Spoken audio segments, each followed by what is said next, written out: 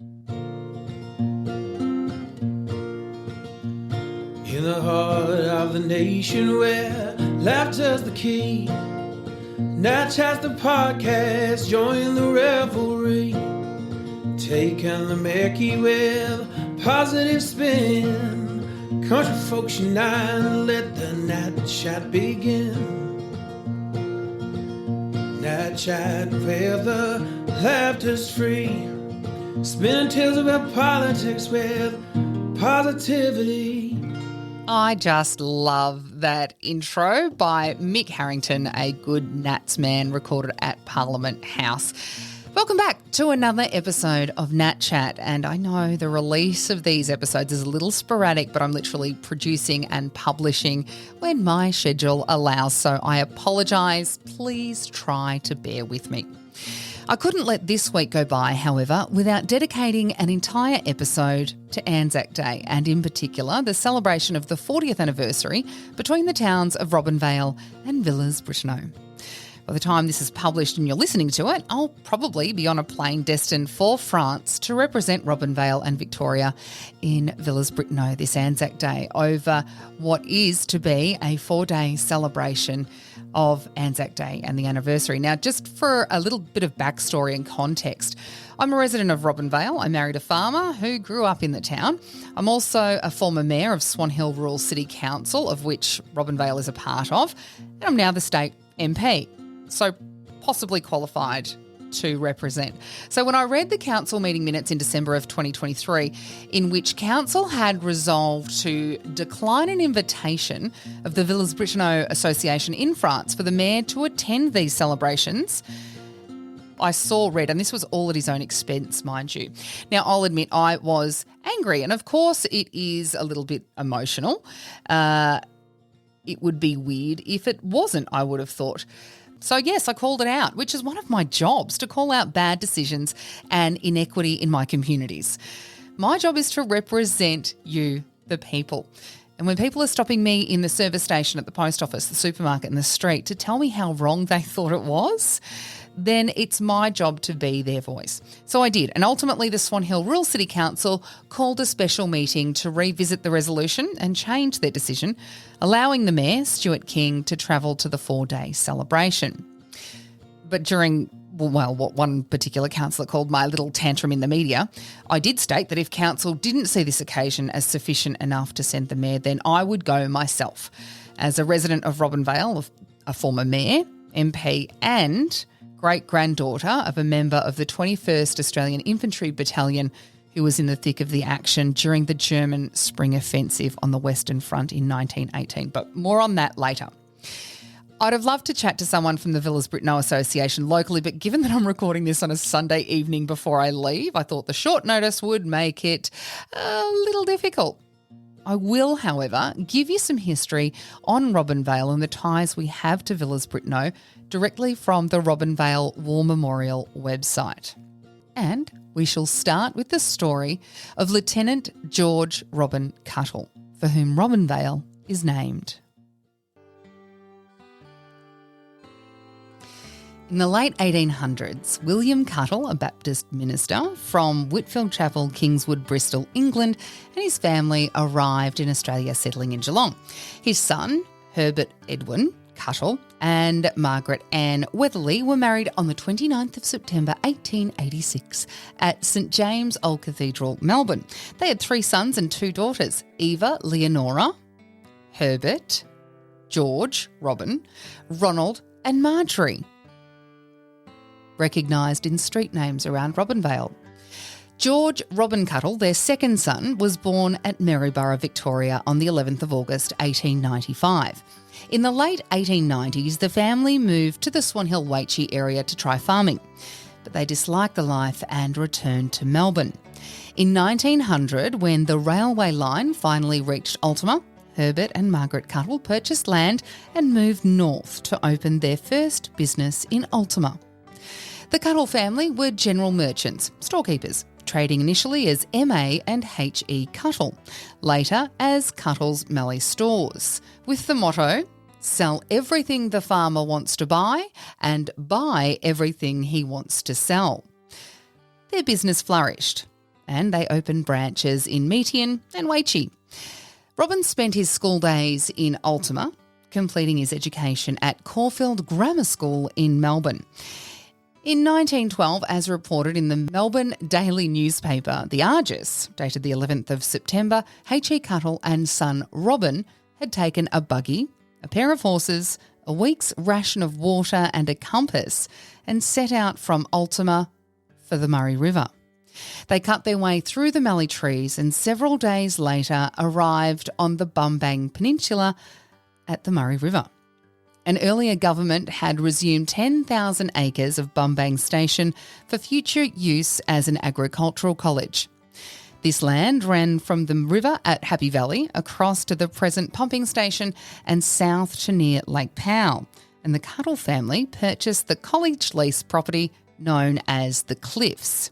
And their son George, Robin, left Caulfield Grammar and at the age of 16 and a half became the manager of the Cliffs. The Cuttles operated the Cliffs as a grazing and cropping property and in early 1913 began pumping water from the river for agricultural irrigation. Robin remained there, managing the property. Following the outbreak of World War I in 1914, Robin wrote home to his parents at Ultima to say that he had intended to try for the newly formed Australian Flying Corps.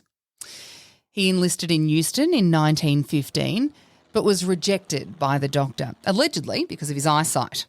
Robin was then advised by Major Harrison of the Central Flying School, Point Cook, to sail for England and try for the Royal Flying Corps, or the RFC. His departure was delayed by severe drought and he sailed for England on the 29th of November 1915 on the SS Mulwa. In February 1916, Robin entered as a cadet at St John's Wood Officer Training School in London. He continued his training in the Royal Field Artillery, or the RFA, Gunnery School. Records of Robin's height vary, but it's generally accepted that he exceeded 6 feet 5.5 inches and was over 15 stone. So he was a big gentleman. In late July 1916, Robin, then aged 20, left for the Somme in France as a sectional battery commander of 18-pounders in the 50th Battery Royal Field Artillery. In November 1916, Robin was awarded the Military Cross following an engagement at Somme. And the citation reads, "For conspicuous gallantry in action, he displayed great courage and determination in endeavouring to relieve a wounded observation officer under intense fire. He sent back information by the lamp signal from time to time and was on duty continuously for some 20 hours. He was promoted from second lieutenant to first lieutenant on January the 7th, 1917. On the 12th of May 1917, Robin was decorated at Buckingham Palace by His Majesty King George V and was acting captain with the RFA in the Glorious Ninth, being attached to the Royal Scots when he returned to France on the 15th of May 1917.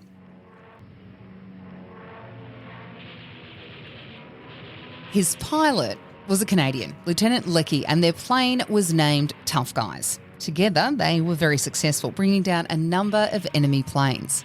However, the lifespan of flying crews was seriously short in World War I, and on the 9th of May 1918, both Robin and Leckie's luck ran out. They were returning from a successful bombing raid on laden ammunition trains in the German-occupied French town of Perron, then behind enemy lines when they were attacked. Robin's best chum, Dreschfeld, who was also on the bombing raid, wrote, "While over the line, the formation was attacked by a vastly superior number of Hum triplanes, 5 of which were brought down during the fight. Cuttle's machine was seen to go down, apparently well under control and presumably to captivity." Alas, this was not the case, and another artillery friend wrote, "Tiny put up a grand fight, bringing down 2 machines before he received his fatal wound." The fight took place near Bray in the Arras section of the Western Front. Robin's body was never found, and in early 1923, his mother and sister travelled to France, where they were led by locals and members of the 49th Squadron to a crater near a field near Kay. It was thought that the wreckage indicated there had been a bomb still aboard the DH-9 when the machine crashed. The Ara Flying Service Memorial commemorates the 1,000 airmen, including Robin, of the Royal Naval Air Service, the RFC, and the RAF, who lost their lives on the Western Front and who have no known grave.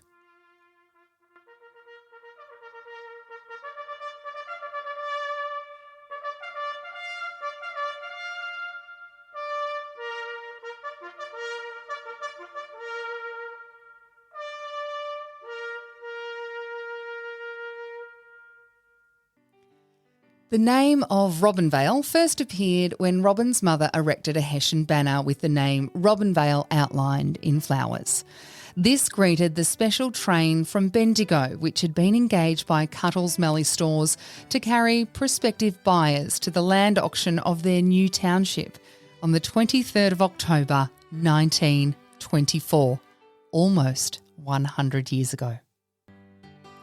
In 1984, after a visit to the French battlefields by Alan Wood, member for Swan Hill in the Victorian state government at the time, the towns of Villers Bretonneux in the north of France and Robinvale were twinned. Villers Bretonneux was liberated by the 13th, 14th and 15th Australian Brigades on the 25th of April 1918. The victory was crucial for the rest of the worldwide conflict. The Allies stopped the German offensive and took a great part in the final victory 6 months later. The people of Villers Bretonneux have never forgotten and never will forget the support they received from Australia. Following the twinning, Robin's uniform was donated by the Cuttle family to the Villers Bretonneux Museum, which is located above the village school. Historians record that if not for Australian troops in the closing stages of World War I, Villers Bretonneux and the whole Western Front would have been laid open to the German army. The battle at Villers Bretonneux ranks high in acknowledgement of Australia's war commitments, along with Gallipoli, Kokoda and many others.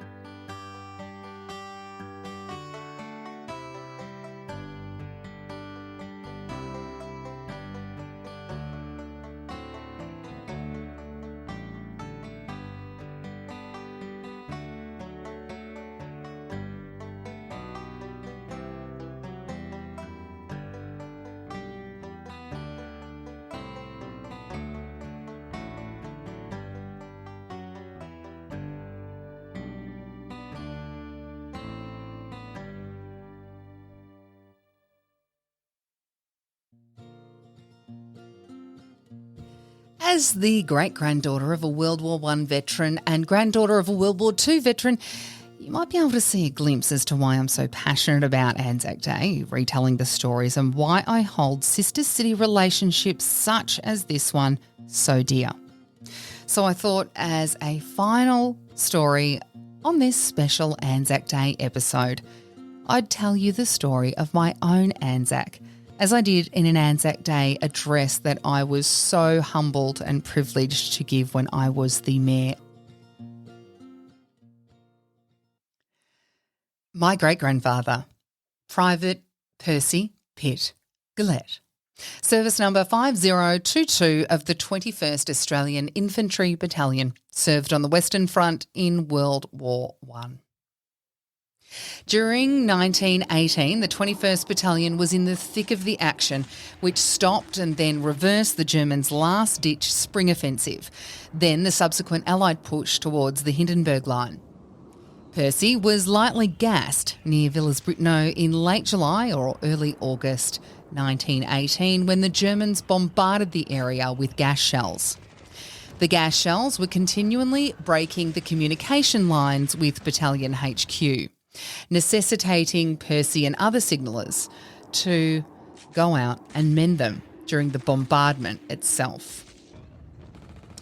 Grandad Perce was one of 14 children, one of which, Arthur, originally settled on Crete Road in Robinvale, and as Some of you listening today may remember Arthur and Joy, or Des, from 32B, or even Lisa, Wesley and Sally, who I am now in contact with because of the glorious means of social media. After the war, Percy settled on his 749-acre property at Kenley, where he grew wheat and later established a store. The Mallee, however, proved to be tough country for most of the soldier settlers, and Percy's health was not good, something he attributed to the gassings he received during the war. Percy surrendered his farm in 1936 and later became a beekeeper in Swan Hill. Grandad Perce passed away in 1958, aged 65, and evidently spoke very little of his time in combat. This is part of the recommendation for a military medal as per the Australian War Memorial.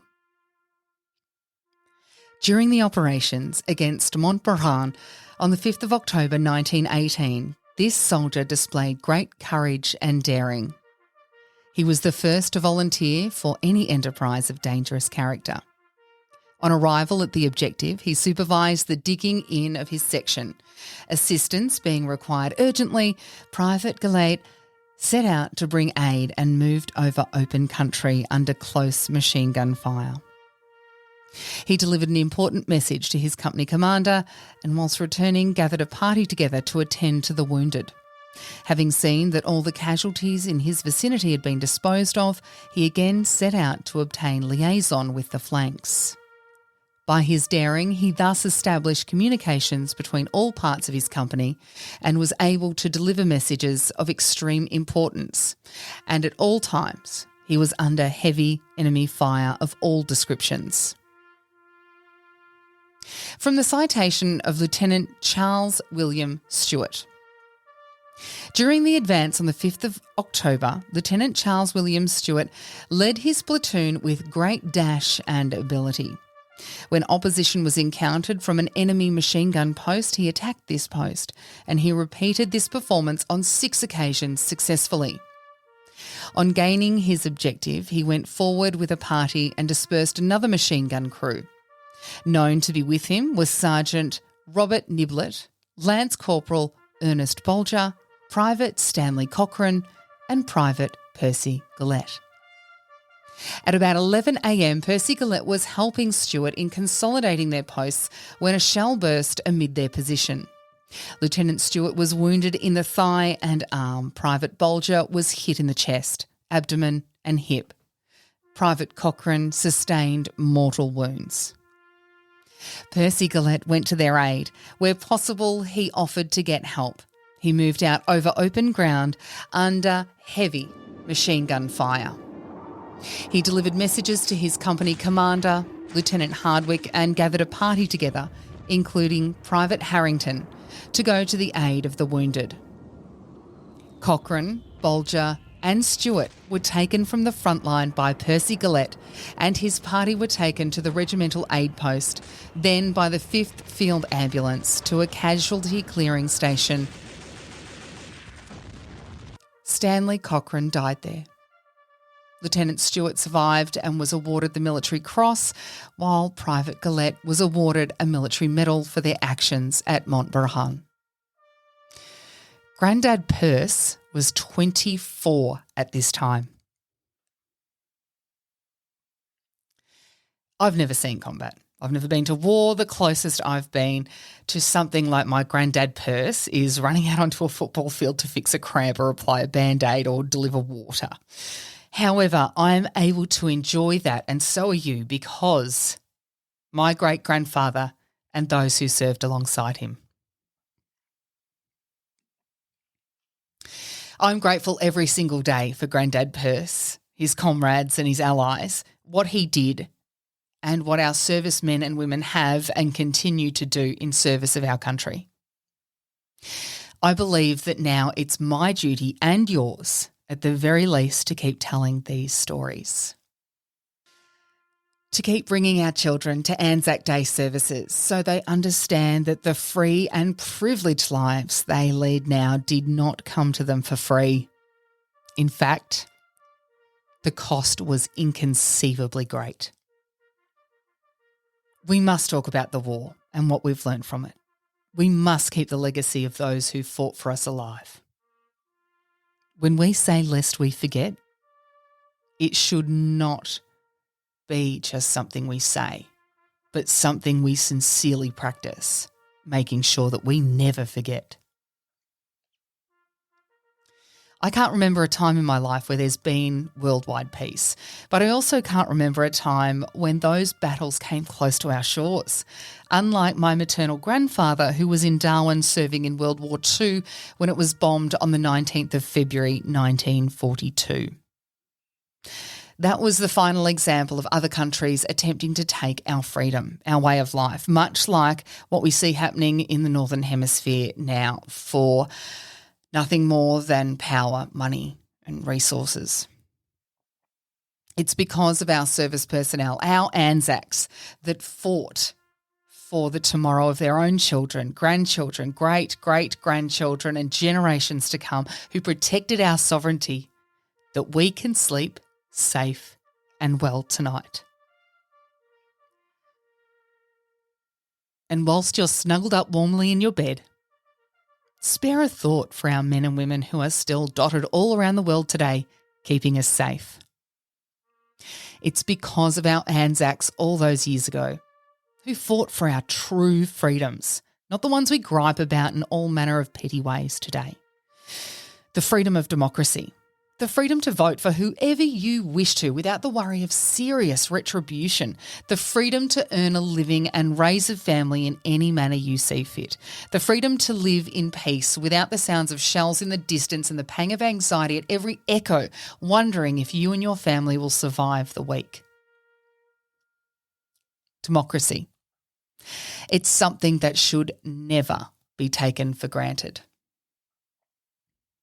It's something that should never be mocked by scribbling on your voting form or not rocking up on election day.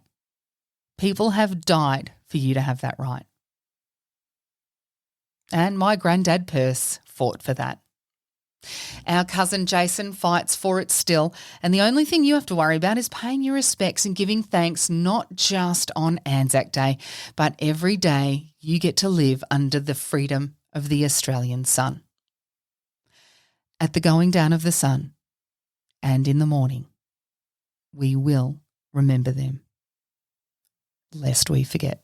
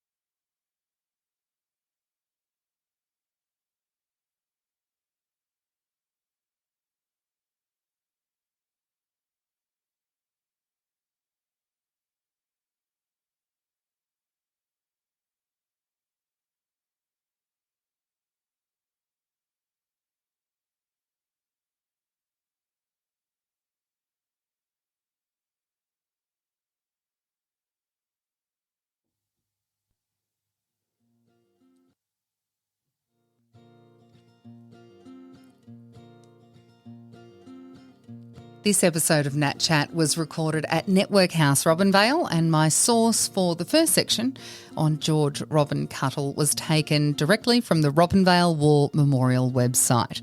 The source for the second part on Private Percy Pitt Goullet was taken from our own family history archives. Music by Mick Harrington, recorded at Parliament House, Melbourne, and we acknowledge the traditional owners of the land on which this podcast is recorded, and we pay our respects to their elders past, present and emerging. In the heart of the nation where laughter's the key, Nat Chat's the podcast, join the revelry, taking the Mickey with positive spin. Country folks unite, let the Nat Chat begin. Nat Chat where the laughter's free, spinning tales about politics with positivity.